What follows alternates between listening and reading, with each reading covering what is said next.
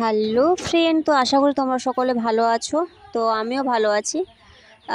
তো সকাল সকাল রেডি হয়ে পড়েছি, কারণ আজকে যাব হচ্ছে আমি ডাক্তারের কাছে।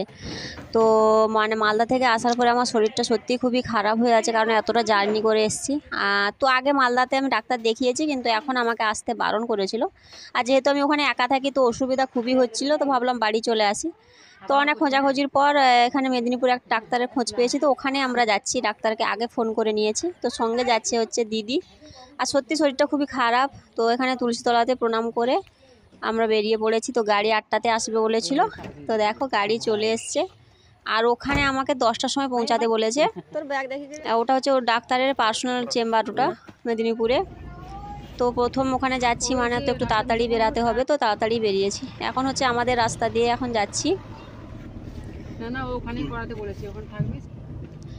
আর ভাই ক্যামেরাতে আসতে চায় না। তো চলো, ভিডিওটা ভাবলাম তোমাদের সঙ্গে শেয়ার করি। তো ভিডিওটা দেখতে থাকো, আশা করি ভালো লাগবে।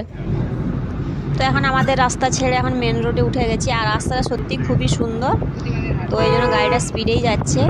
আর সকাল যেহেতু 8টা বাজে, মানে খুব একটা রোদ মোটামুটি আছে, সেরকম ঝাঁঝ লাগছে না।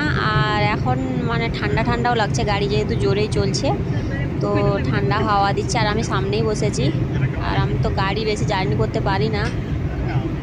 আর দেখো ওয়েদারটা কত সুন্দর লাগছে, দু সাইডে সবুজ গাছ, আর মাঝখান দিয়ে যাচ্ছি। খুবই ভালো লাগছিল। গাড়িতে এত সুন্দর হাওয়া দিচ্ছে, তো ঘুমিয়ে গেছি, মানে ঘুম লেগে যাচ্ছে আমার, তো ঘুমিয়ে গেছিলাম।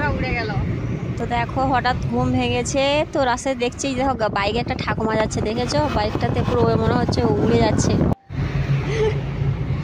তো এখন আমরা হচ্ছে মোটামুটি পৌঁছাইনি, মোটামুটি চলে এসেছি অনেকটাই।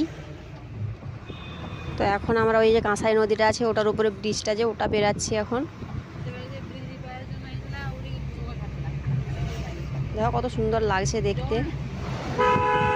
এবার তো আমরা ঢুকবো হচ্ছে একবারে মেন রোডে ঢুকবো, মেদিনীপুর ঢুকে গেলাম প্রায়। তো শহরে ঢুকলেই মানে যা হয় অবস্থা, জ্যামের মানে শেষ নাই। আর এই গরমের মধ্যে গাড়ি দাঁড়িয়ে থাকতে যা বিরক্তিকর ব্যাপার, একটু দাঁড়াবে একটু চলবে এরকম। তো এই দেখো আমরা মেন রোড ঢুকে গেছি একবারে।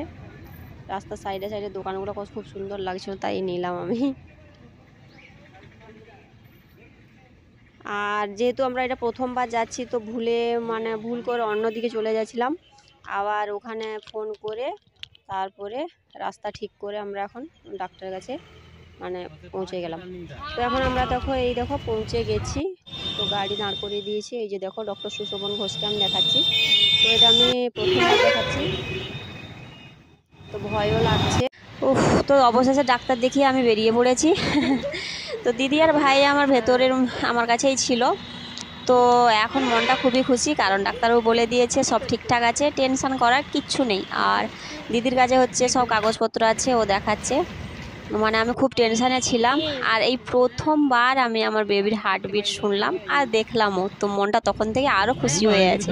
মানে ওই আনন্দটা বলে বোঝানোর নয়। তো এখন গাড়িতে উঠে গেছি, 2:06 বাজে। আর বেরাতে না বেরাতেই দেখো জ্যামে পড়ে গেছি। এমনিতে খাওয়া দাওয়া কিছু নেই, গরমের মধ্যে ওখানে বসে বসে বিরক্তিকর ব্যাপার, আরও জ্যামে। তো ওখান থেকে বেরিয়ে মোটামুটি আমাদের রাস্তাতে এখন যাচ্ছি। আর একদম রোদ একদম মাথার ওপরে। এই দেখো এটা হচ্ছে জায়গাটা হচ্ছে খাজরা, সব স্কুল ছুটি হয়েছে, এখন সবাই বাড়ি যাচ্ছে।